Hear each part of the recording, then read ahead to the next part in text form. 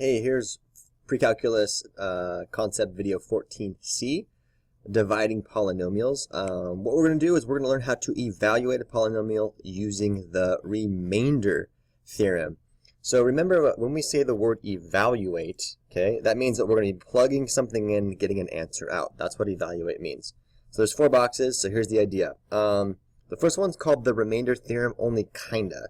So I'm gonna introduce the remainder theorem to you in a backwards kind of way. So I'm gonna recall synthetic division. So if I'm trying to take x to the third minus 4x squared plus 5x plus 3, and I want to divide this by x minus 2. So remember, for synthetic division, what we would do is we would put a 2 on the outside, and then we put a 1, a negative 4, a 5, and a 3. Then we would skip a line and draw a line. Okay, and I would add vertically. So bring the 1 down. Multiply together. 1 times 2 is worth 2. Add together. Negative 4 plus 2 is worth negative 2. Negative 2 times 2 is negative 4. Add vertically. I would get a value of positive 1. 1 times 2 is 2. Add vertically, and I would get a value of 5. So this would be my remainder. This is my constant term. This is my x term. And this is my x squared term. Okay? So this is everything that we can see. So let's take a look at this remainder of 5 and then this value of 2 over here in a different way.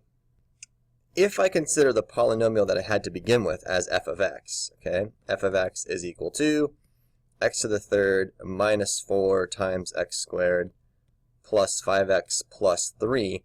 And if I just say take this 2 and evaluate it, that evaluate means plug in. So if I just take f of 2, let's just go ahead and see what I would get. Well, this would be 2 cubed minus 4 times 2 squared plus 5 times 2 and then plus 3. Okay, we can do this part. 2 cubed is the number 8. 2 squared is the number 4. 4 times negative 4 is negative 16. 5 times 2 is a positive 10 and then a plus 3. Okay, so 8 minus 16, that's negative 8. And then plus 13, because 10 and 3. Oh my gosh, I'm getting 5. Holy cow. Anybody got any thoughts as to what they think that might mean? And what the remainder theorem is going to say? That's what's coming up next. Okay, box number 2. Here's the big reveal. If the polynomial f of x is divided by x minus c. So it has to be in this form, the same form that we would do for synthetic division. Then the remainder is just going to be f of c. Oh my gosh. So we can figure out the remainder simply by plugging in the value and evaluating the function. That's what the remainder theorem says. It's very, very simple. It's very, very straightforward. It's the same result as doing synthetic division because we're dividing by that same factor. Okay, box number 3 is an example. We are going to use the remainder theorem to evaluate the function value. So I have f of x equals 3x to the third plus 4x squared minus 5x plus a 2.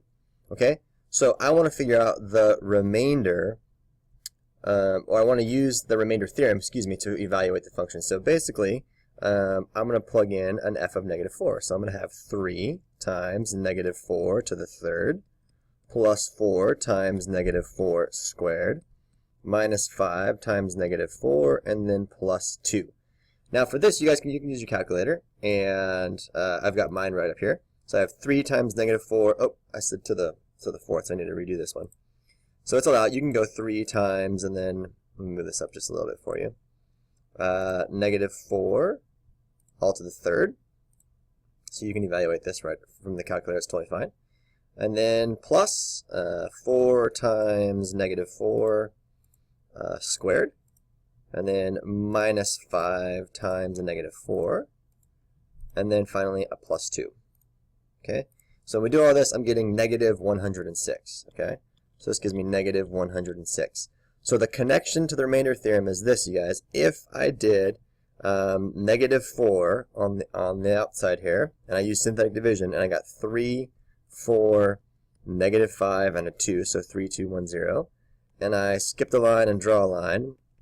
and did this whole process, at the very end, you guys, this number would be negative 106. That's what the remainder theorem is telling us. Okay, box number 4 is a U-try. Pretty straightforward. Use the remainder theorem to evaluate the function value. So you can either use synthetic division or you can use direct substitution for evaluating the function. Okay, hopefully you got the right answer of negative 27, and I wanted to show you that there are 2 ways that this can be accomplished.